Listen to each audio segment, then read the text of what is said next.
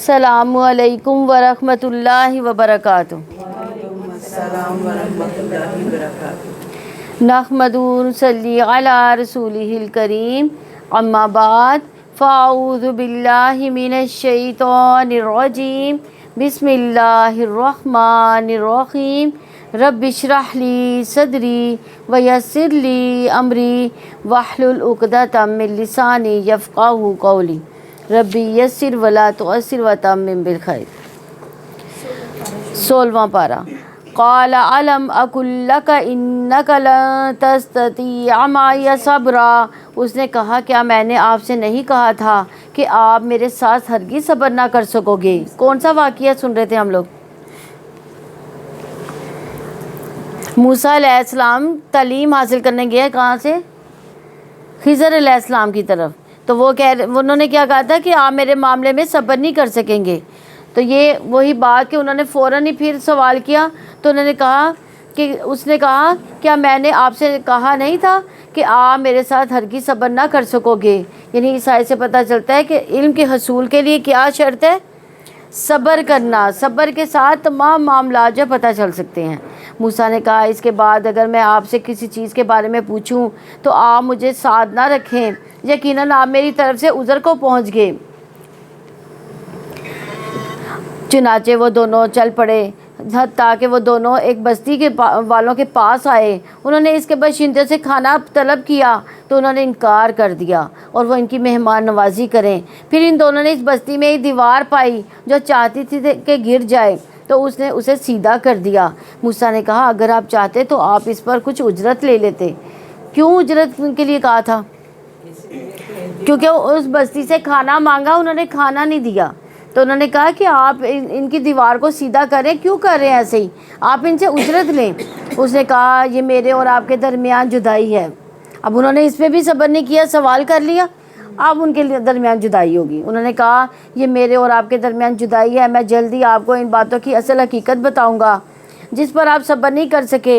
رہی کشتی تو وہ چند مسکینوں کی تھی جو سمندر میں کام کرتے تھے، چنانچہ میں نے ارادہ کیا کہ میں اسے عیب دار کر دوں، اور اس کے آگے ایک ایسا بادشاہ تھا جو زبردستی ہر کشتی چھین لیتا تھا۔ یعنی اس سے مسکین کی تعریف پتہ چلتی ہے کہ بعض کا زکوٰۃ کا مستحق کوئی ایسا شخص بھی ہو سکتا ہے۔ آپ کو معلوم ہے کہ زکوٰۃ کے مستحق فقراء اور مساکین ہوتے ہیں، تو یہاں پہ وہ مسکین تھا۔ تو مسکین کون ہوتا ہے؟ ہاں، یعنی اس کے پاس ہوتا ہے لیکن انف نہیں ہوتا۔ بعض لوگ یہ سوال لے کر آتے ہیں کہ وہ ہماری بہن ہے، ان کے پاس گھر تو ہے لیکن شوہر فوت ہو گئے، بچوں کا کوئی بزنس نہیں، کھانے کو کچھ نہیں، اب کیا کیا جائے؟ ان کے پاس گھر تو ہے، یعنی گھر کو وہ سمجھتے ہیں کہ یہ مسکین نہیں ہے، یعنی گھر کا مالک ہے تو مسکین نہیں ہے۔ تو گھر کا مالک بھی ہونے کے باوجود انسان مسکین ہو سکتا ہے، کیونکہ گھر سے ہم کھا تو نہیں سکتے نا، تو وہ بھی انسان مسکین ہی ہوتا۔ اب وہ جو آدمی تھا، وہ لڑکا تھا، اس کے پاس کشتی تھی، یعنی کشتی سے وہ روزگار حاصل کر رہا تھا، تو کشتی ہونے کے باوجود وہ مسکین بولا گیا اس کو۔ اور رہا لڑکا تو اس کے والدین مومن تھے، چنانچہ ہمیں اندیشہ ہوا کہ وہ ان دونوں کو سرکشی اور کفر میں پھنسا دے گا۔ یعنی آپ دیکھیں کہ وہ لڑکا کون تھا، یعنی اللہ سبحانہ تعالیٰ کس طرح اپنے دوستوں کے لیے حسن تدبیر بھی کرتا ہے۔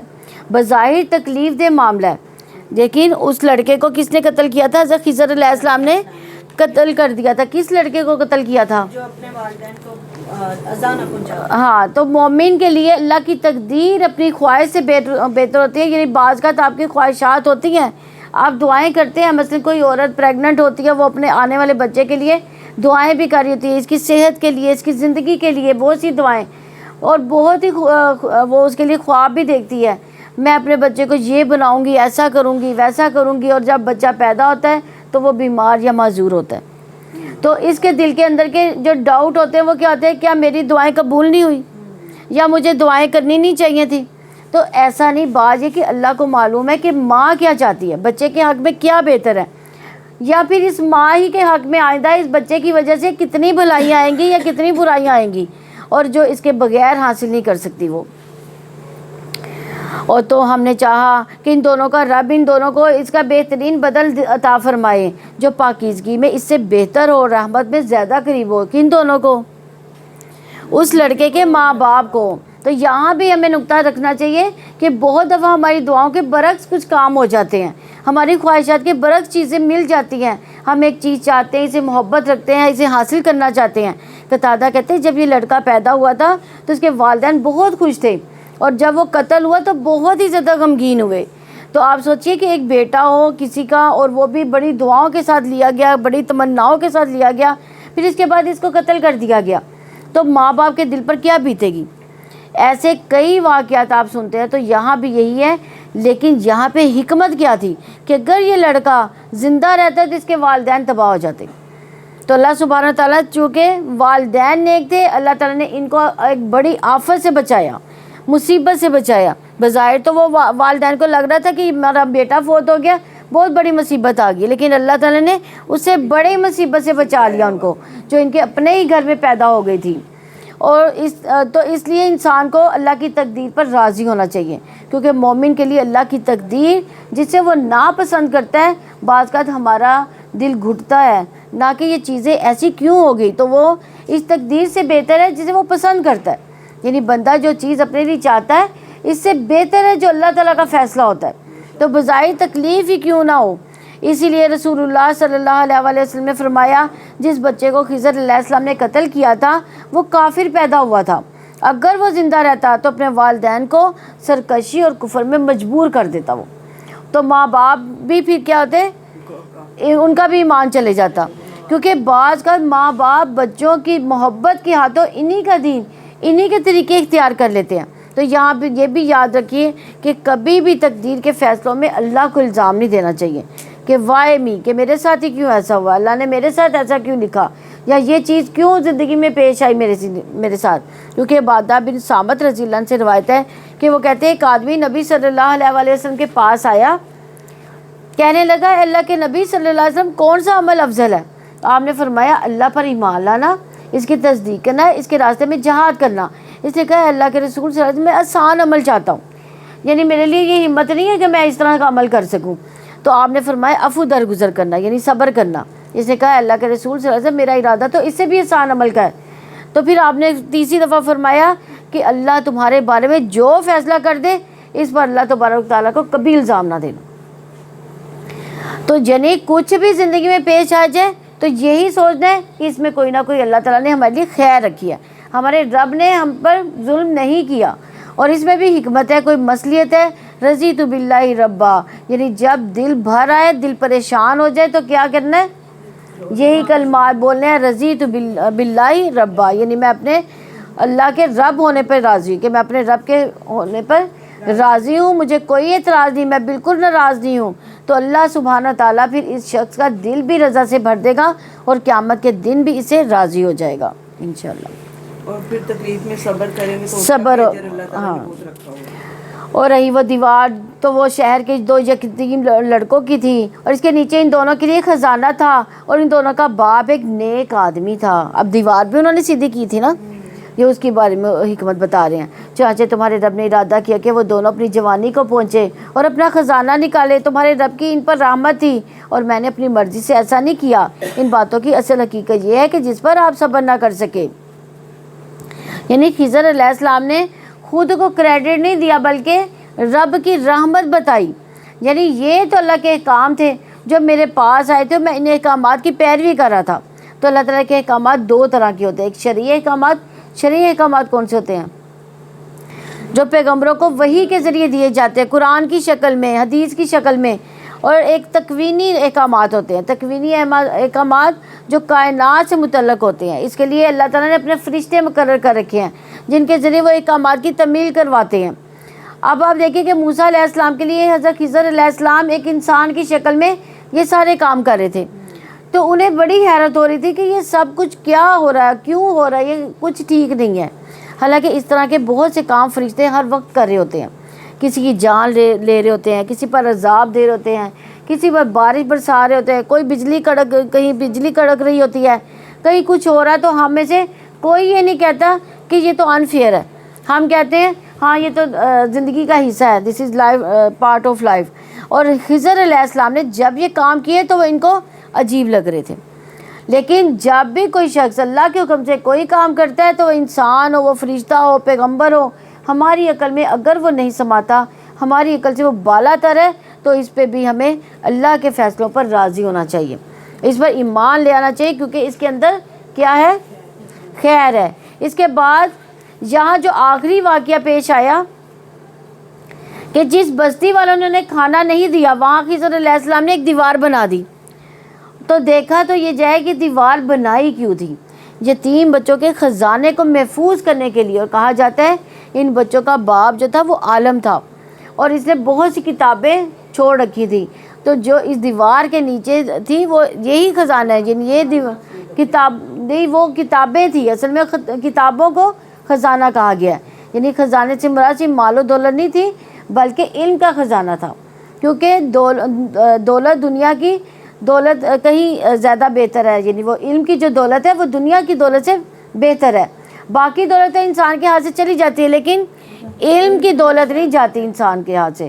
تو یہاں سے ایک اور بڑی اہم بات پتہ چلتی ہے کہ نیک آدمی کی اولاد کی بھی حفاظت کی جاتی ہے، یعنی اگر آپ نیک کام کرتے ہیں، اچھے کام کرتے ہیں، اس کا صلہ آپ کو اپنی زندگی میں بھی نظر آتا ہے اور پھر بعد میں اولاد کی کامیابی کی شکل میں بھی نظر آئے گا، اور والدین کی نیکیوں اور اس کی عبادت کی برکت سے اولاد کو دنیا اور آخرت میں بھی بھلائیاں ملتی ہیں، کیونکہ دنیا میں وہ ان کے نام سے کماتا ہے اور آخرت میں وہ والدین کی سفارش کا بھی حقدار ہوگا۔ پھر یعنی اگر اولاد اتنی نیک نہیں، ماں باپ بہت نیک تھے، تو اولاد کے حق میں وہ سفارش کر سکیں گے۔ جیسے حافظ قرآن کو کیا کہا جائے گا؟ اس کو شفاعت کا حق دیا جائے گا، اور اسی طرح پھر اولاد کے جنت میں بھی درجے بلند کیے جائیں گے۔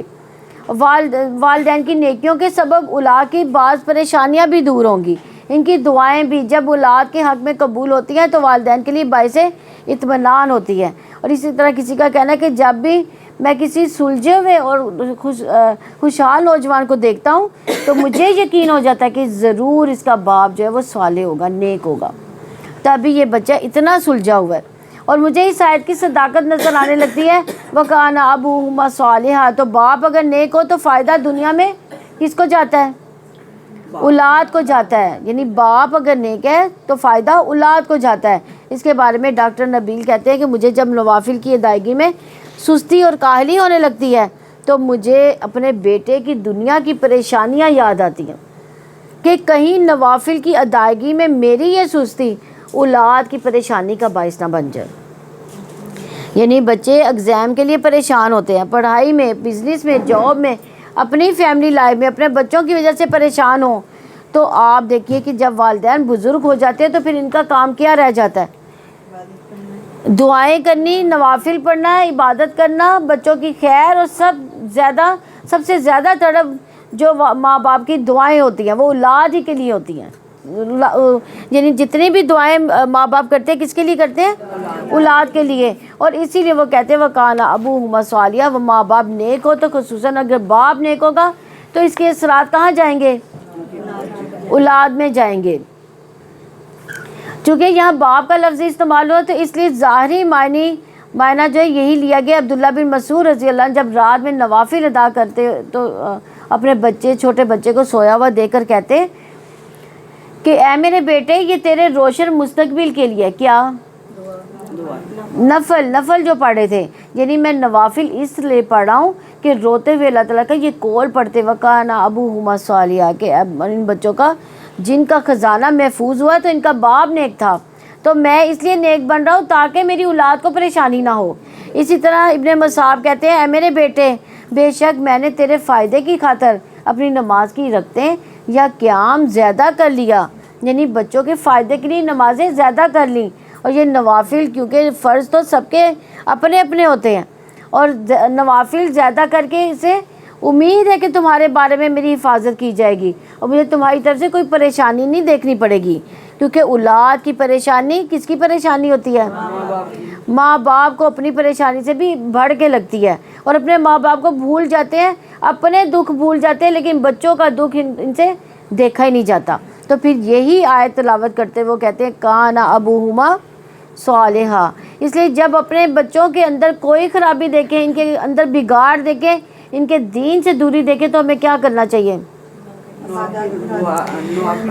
ہاں یعنی زیادہ نمازیں کر دیں، عبادت کر دیں، اپنے صدقات خیرات میں زیادہ بڑھا چڑھا کے دیں، اپنی اصلاح کی طرف توجہ دیں، تو انشاءاللہ جب آپ کے اندر خیر آئے گی تو وہ خیر کہاں جائے گی؟ بچوں میں ٹرانسفر ہوگی، تو وہ بھی اس سے فائدہ اٹھائیں گے۔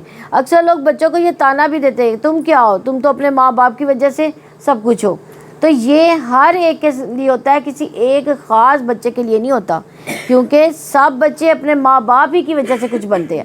یعنی اللہ کا فضل تو ظاہر ہے ہر ماں باپ پر ہوتا ہے کہ وہ بچوں پر محنت کرتے ہیں، لیکن بچے والدین کی وجہ سے آگے بڑھتے ہیں۔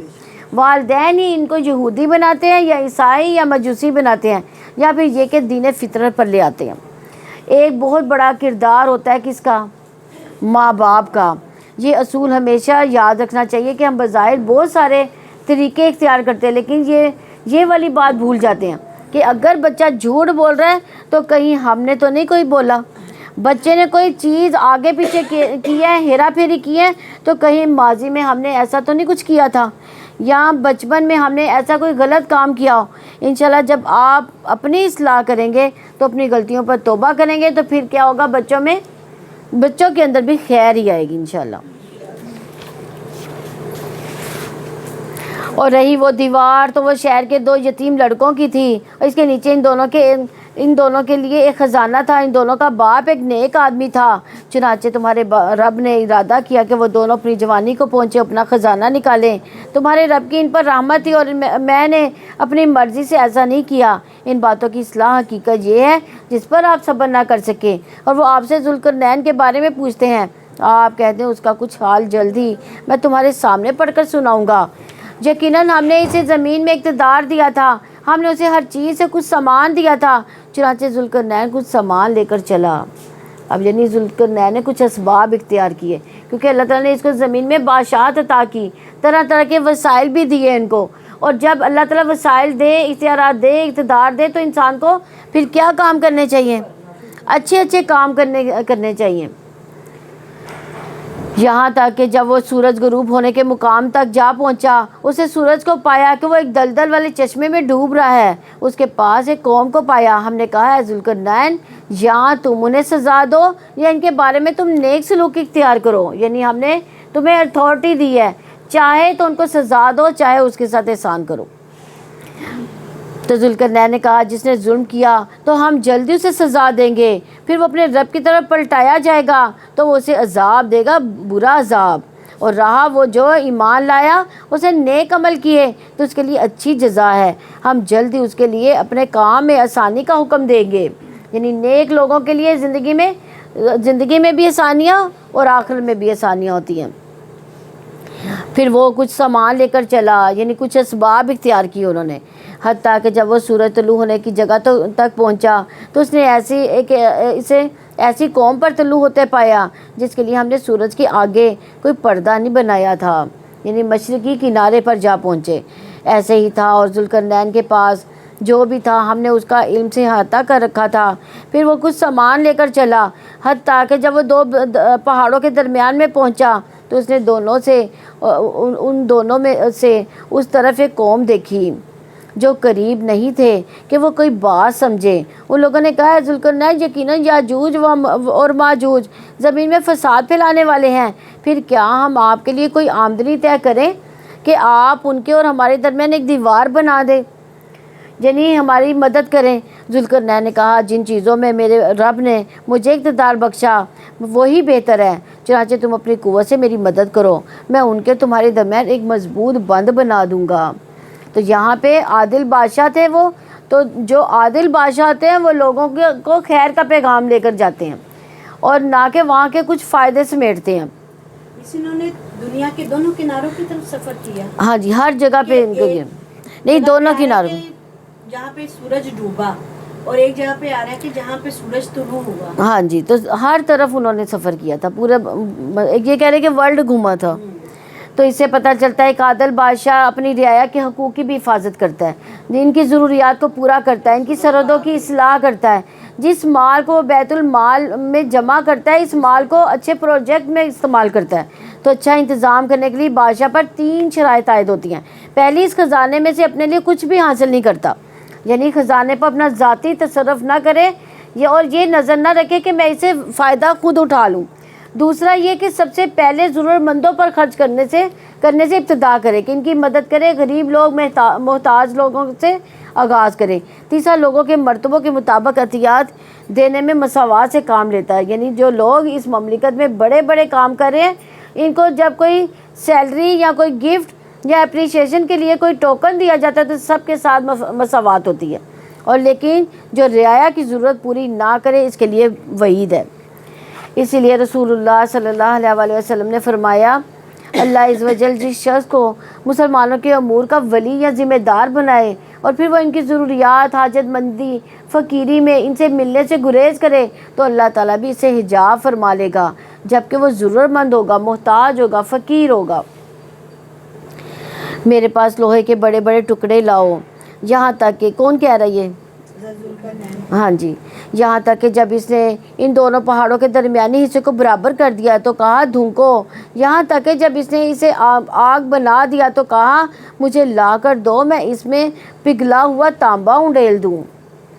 یعنی اس سے پتہ چلتا ہے ذوالقرنین نے سارا کام اپنے ہاتھ نہیں لیا تھا بلکہ کیا کیا تھا, ڈیلیگیٹ بھی کیا تھا کہ سب کا تعاون حاصل کیا. تو جو لوگ مل جل کر کام کرتے ہیں تو کیا ہوتا ہے, اس سے کام میں آسانی ہو جاتی ہے, جلدی ہو جاتا ہے. جب ہم اکیلے کام کرتے ہیں تو مشکل ہو جاتی ہے. اور ویسے بھی اکٹھے کام کرنے سے کیا ہوتا ہے, آپس کی محبت بڑھتی ہے.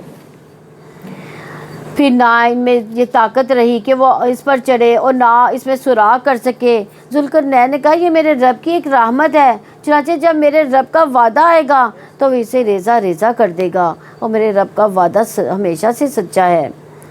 کسے ریزہ ریزہ کر دے گا؟ وہ جو دیوار انہوں نے بنائی تھی. اور اس دن ہم ان میں سے بعض کو چھوڑ دیں گے, وہ ایک دوسرے میں گھس جائیں اور سور میں پھونک دیا جائے گا. پھر ہم ان سب کو ایک جگہ جمع کریں گے, پوری طرح جمع کرنا. یعنی یہ کون سا دن ہوگا؟ قیامت کا دن. اور اس دن جہنم کو ہم کافروں کے سامنے لائیں گے, پوری طرح سامنے لانا. یعنی کس دن لائیں گے جہنم کو سامنے؟ قیامت کے دن. لوگ جن کی آنکھیں میرے ذکر سے پردے میں تھی اور وہ سننے کی استطاعت نہیں رکھتے تھے. کیوں سننے کی استطاعت نہیں رکھتے تھے؟ یعنی دو چیزیں استعمال کرتا ہے انسان رب کو پہچاننے کے لیے. کون سی؟ آنکھیں اور کان. یہ دو چیزیں ہوتی ہیں کسی بھی چیز کو سمجھنے کے لیے. تو یہ ان کا ناشکرا پن تھا جس وجہ سے ایسے ہوا. تو کیا جن لوگوں نے کفر کیا انہوں نے یہ گمان کیا کہ وہ میرے سوا میرے بندوں کو کارساز بنا لیں گے. یقیناً ہم نے کافروں کے لیے جہنم کو بطور میزبانی تیار کر رکھا ہے. اور آپ کہہ دیں کیا ہم تمہیں بتائیں جو لوگ اپنے اعمال میں سب سے زیادہ خسارے والے ہیں. یعنی جو کام بھی کرتے ہیں انہیں کیا ہوتا ہے, انہیں ان کے کام کا کوئی فائدہ ہی نہیں ہوتا, الٹا کیا ہوتا ہے, نقصان ہو جاتا ہے. ان کی نیت, ارادہ, غم سب کچھ صرف دنیا تھی, اور جو کچھ انہوں نے کیا وہ صرف کس کے فائدے کے لیے کیا؟ دنیا کے فائدے کے لیے کیا. اپنے کاموں پر, اپنی کارکردگی پر, اپنی پرفارمنس اس پہ بڑے خوش تھے. تو اس میں اس بات کی دلیل ہے کہ کچھ لوگ کام تو کرتے ہیں, وہ سمجھتے ہیں کہ وہ اچھا کام کر رہے ہیں, لیکن اس کے باوجود ان کی ساری محنت ضائع ہو جاتی ہے. اچھا کرنے کے باوجود ان کو حاصل کچھ نہیں ہوتا. وجہ کیا ہے اس کی؟ عقیدے کی خرابی, ریاکاری, اللہ تعالیٰ کے لیے کام نہ کیا, اللہ کی رضا کے لیے محنت نہ کی, بلکہ صرف لوگوں کو دکھانے کے لیے تاکہ لوگ تعریف کریں. تو یہ چیز جو ہے بچپن ہی سے انسان کو بچوں کے اندر بھی ڈالنی چاہیے یہ چیز کہ ہم نے ریاکاری نہیں کرنی بلکہ کس کے لیے کام کرنا ہے؟ اللہ تعالیٰ کے لیے. اور بعض کو ہم کہتے ہیں نا لوگ کیا کہیں گے, یہ بھی بہت بڑا جملہ ہے. ہم سمجھتے ہیں لوگ کیا کہیں گے, یہ کام کر لیا تو ناک کٹ جائے گی, لوگ کیا کہیں گے. تو یہ دیکھا جائے تو کتنا عارضی سہارا ہے, کتنا بڑا دھوکہ ہے, کہ کتنے بڑے نقصان کی بات ہے. کیونکہ ساری دنیا بھی اگر کسی کو ریجیکٹ کر دے, حقیر سمجھے, لیکن اگر اس کا مقام اللہ تعالیٰ کی نگاہ میں بلند ہے تو اس کو کوئی نقصان نہیں دے سکتا. اور لیکن اگر ساری دنیا بھی کسی کے تعریفوں کے پل باندھ دے اور اس کو بڑے بڑے ایوارڈ سے نواز دے, لیکن اگر اللہ کے ہاں اس کا کوئی مقام نہیں ہے تو اس کا پھر کوئی بھی مقام نہیں ہے. اس لیے جو کچھ کریں کس کی رضا کے لیے. تو بچوں کے دل میں بھی کس کا خوف ڈالنا ہے؟ اللہ تعالیٰ کی محبت اور خوف، اللہ کو کیا جواب دیں گے، یہ ڈر جو ہے پیدا کرنا چاہیے۔ اور دوسری بات یہ کہ ایمان کے بغیر نیک اعمال قبول نہیں ہوتے، کیونکہ شرک کرنے سے سارے اعمال ضائع ہو جاتے ہیں۔ کفر اعمال کو ضائع کرنے کا سبب ہے۔